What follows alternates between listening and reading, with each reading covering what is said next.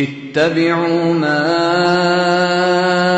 أنزل إليكم من ربكم ولا تتبعوا من دونه أولياء قليلا ما تذكرون. Bagaimana kita mengambil sikap tentang masalah yang terjadi di India yang telah banyak dibunuh orang-orang Islam? Oh iya, menyikapi tentang saudara-saudara kita kaum muslimin di India. Itu urusan luar negeri ya.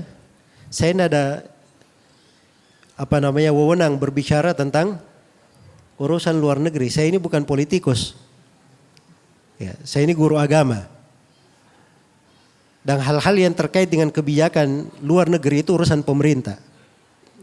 Tapi kalau kita berbicara sebagai sesama muslim terhadap saudara-saudara kita misalnya yang didolimi, mengalami kedoliman, ya kita ada kewajiban mendoakan mereka, membantu mereka. Ya, kita doakan mereka di sholat malam kita. Ya, bahkan boleh kita doakan supaya mereka ditolong terhadap orang-orang yang mendolimi mereka. Nah, itu kewajiban kita terhadap mereka. Tapi kalau seorang membuat acara aksi, demo untuk hal tersebut, itu namanya dia semakin membantu orang-orang kafir tersebut bersorak-sorak gembira. Oh lihat ya umat Islam, saya sikat saudaranya di sini, mereka ribut-ribut di sana. Semakin gembira mereka. Ya, yang paling kacaunya lagi, kalau dia serukan untuk memboikot produk India. Ini nggak tahu orang-orang akalnya di mana. Produk India itu ada produknya muslim, ada produknya kafir. Itu satu.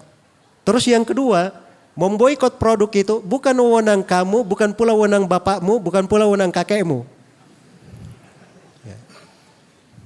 Itu wewenang pemerintah. Hak pemerintah di dalam hal tersebut. Itu ada di dalam ketentuan syariat. Ada di dalam ketentuan syariat.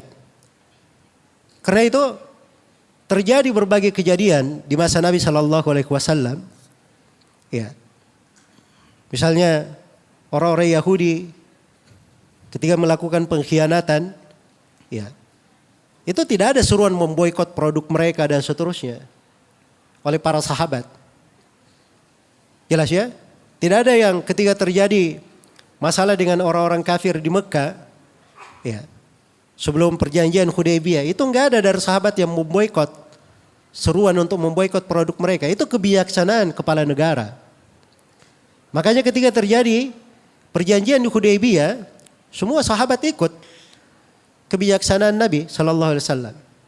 Apa isi perjanjian Hudaybiyah? Ini perjanjian Hudaybiyah luar biasa ya kalau kita hayati. Umat Islam mau pergi haji nih. Mau pergi haji, bukan mau menyerang Mekah, mau pergi haji. Dihadang oleh kaum musyrikin di Hudaybiyah, tidak boleh masuk Mekah. Ya, maka Nabi SAW menandatangani perjanjian. Di antara butir perjanjian, umat Islam tahun ini belum boleh haji. Diterima oleh Nabi. Di antara butir perjanjian, siapa saja dari penduduk Mekah masuk Islam, lalu dia lari ke Medina, wajib dikembalikan ke Mekah.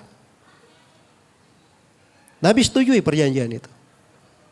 Oh jangan mengatakan, wah ini Rasulullah menyetujui butir perjanjian yang menindas saudara kita. Nah, ini tidak benar ya, itu kebijaksanaan pemerintah. Ada sudut-sudut politik di situ. Dari kebijaksanaan, mungkin tidak semua orang tampak kebijaksanaan itu. Jelas ya?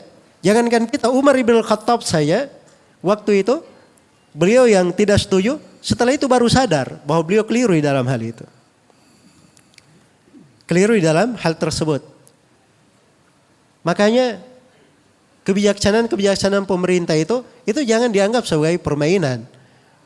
Ya, oh ini pemerintah ini terhadap saudara kita kaum muslimin di Uyghur diam aja. Berarti ini betul-betul antek Cina ini.